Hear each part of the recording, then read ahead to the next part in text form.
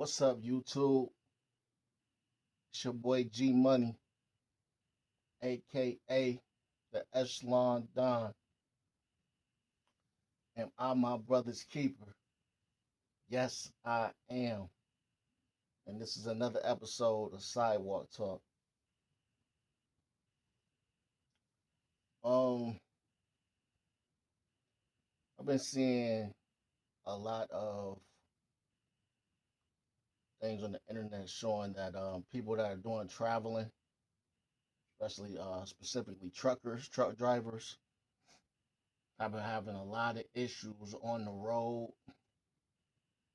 or in these little towns that they've been visiting, having to do their little drop offs at. Um, older people know what these towns are called and what these towns are doing, but younger people might not know. Younger people that might not be familiar with traveling a lot or being outside of their city or state might not know that there's little towns and areas that go by the name of sundown towns. And sundown towns are little, pretty much little communities um, where they don't like any other race being around in that area, and especially if they can catch you at dark. Once the sun's going down, and if you're out there alone or without protection or whatever the case may be, you might come up missing. A lot of people have come up missing in sundown towns.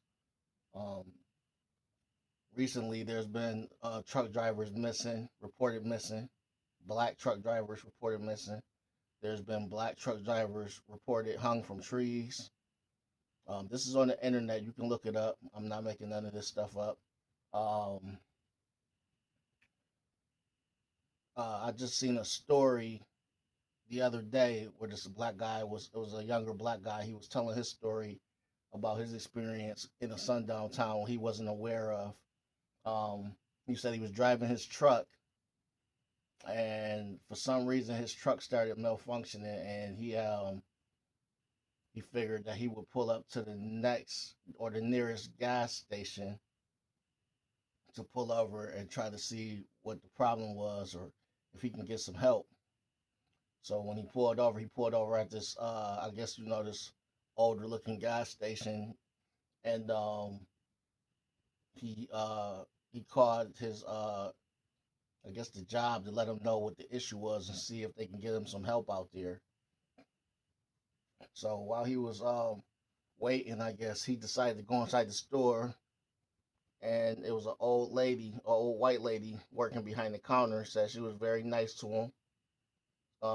She, was asking her what he was doing in the area, and what he was basically telling her, he's a truck driver and doing his thing.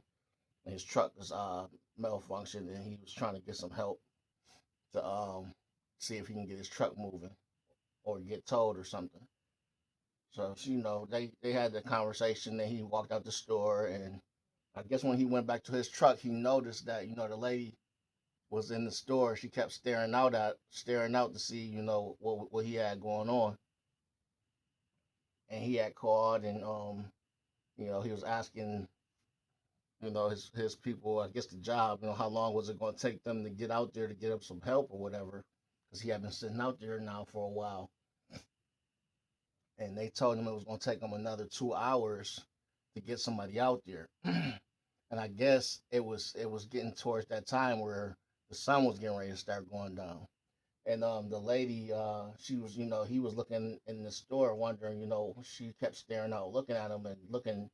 I don't know if she kept looking at the time or whatever she was doing, but she ended up coming back out the store to talk to him again, and she asked him, did you get any help? Did anybody say that they're coming to help you? And he said, yeah, they told me that it was gonna be another 2 hours. And she said, 2 hours? And he was like, yeah. And she jumped on her phone immediately, and she called 911. and he was wondering like, why is she calling 911? Like, I hope she's not about to start no trouble. I'm not here to start no trouble. So she went inside the store and was talking to the police. So he didn't hear what the conversation was about, but he was wondering like, why is she, why all of a sudden did she want to call 911? So the police arrived to the scene. It was a black police officer, and the police officer said, what's going on? How long is your people going to take you to get here?" And he said, "Another 2 hours." He said, "Well, I'm going to try to take you to another location, um, that you probably a little bit more familiar with, or something like that." And he said, they'll have to just pick up the truck, and get it to you when they can. He said, "But I'm gonna have to get you away from over here." And I guess when he got into the car, he explained to him, um, "Yeah, we need to get out of this area." He even said "we," as in himself too. He said, "That lady in there did you a favor calling me, because this is a real bad area to be in if you are basically a certain race." He said, "It's a sundown town and it was getting ready to be dark." He said she was really worried about you and wanted to make sure that you made it out of here safe. So that whole time, he thought that lady, was about to start some trouble or something, and she really was she was concerned about his life, because she knows what goes on in that area. So she actually saved that young boy life. And when he told that story, he was like, "Man," he said, "it gave me chills to this day, because I had no idea how close I was to something crazy getting ready to happen, because it was getting ready to be dark." So I'm just telling this story for y'all to, man, if y'all going on trips, if y'all going on, if you're a truck driver, I don't know what the rules is for truck drivers. If they tell you don't carry, or you know what it is, I know what the rules is. It's kind of like, it's hard for truck drivers to carry because of the law. You going in different states. If you don't have the correct license or whatever, you can get in some trouble, carrying a firearm from a different state to another state without the proper license, and when that gets y'all jammed up real bad. But I think if I was a truck driver, I would take that chance, because there's no way in hell I'm gonna be out there on the road like that during the day and during the night, and going through these little racist towns, and getting caught up, in something where I can't protect myself, because it's ridiculous, and the news is not, it's not making headlines that these black people are missing. These black truck drivers are coming up missing. These black truck drivers are getting hung from trees, and in some of these towns they're calling it suicides. And it's like, come on now, let's be serious.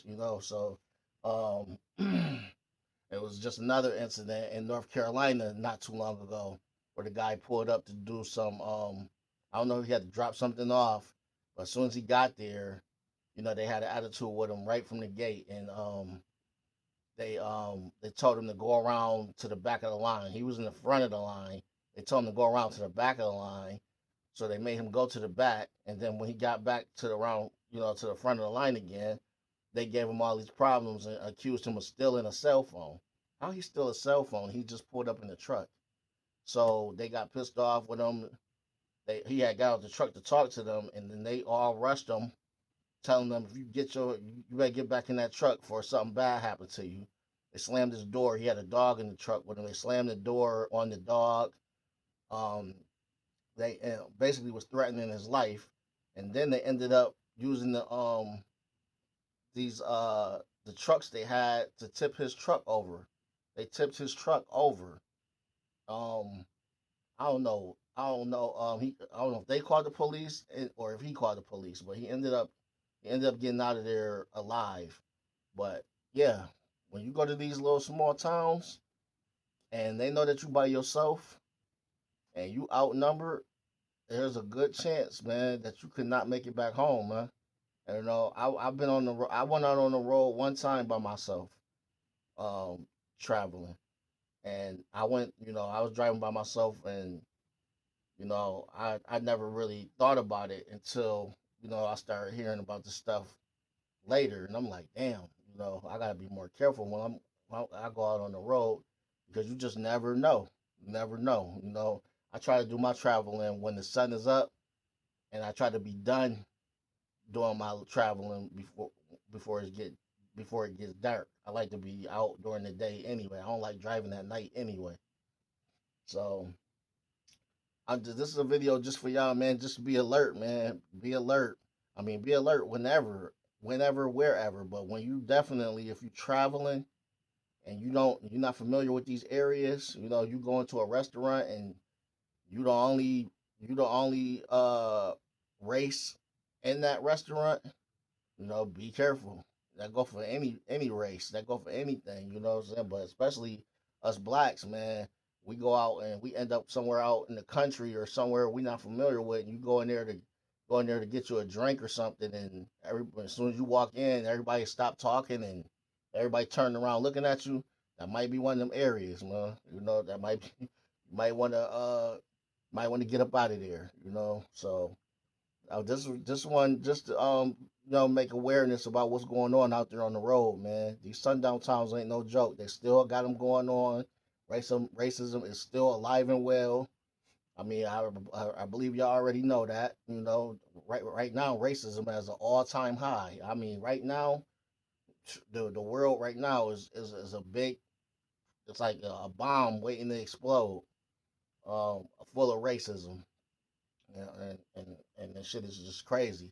So man, y'all be safe out there, man. Really, real talk. Y'all be safe out there, cause this shit right now is out of control. Nobody gives a fuck about nobody right now. You know, it's shit. Shit is definitely hitting the fan right now. With all types of shit going on, war with other countries and war inside the country. So it's your boy G Money, aka the Echelon Don. Am I my brother's keeper? Yes, I am. And this is another episode of Sidewalk Talk, man. Y'all be careful out there, man. It's a crazy world we live in. It is not peaches and cream. It is not kumbaya. Nobody's hugging and holding hands and looking out for each other. It's a bunch of backstabbing, shooting, conniving shit going on right now in this world. Y'all be good, man. Be safe. Keep one up top.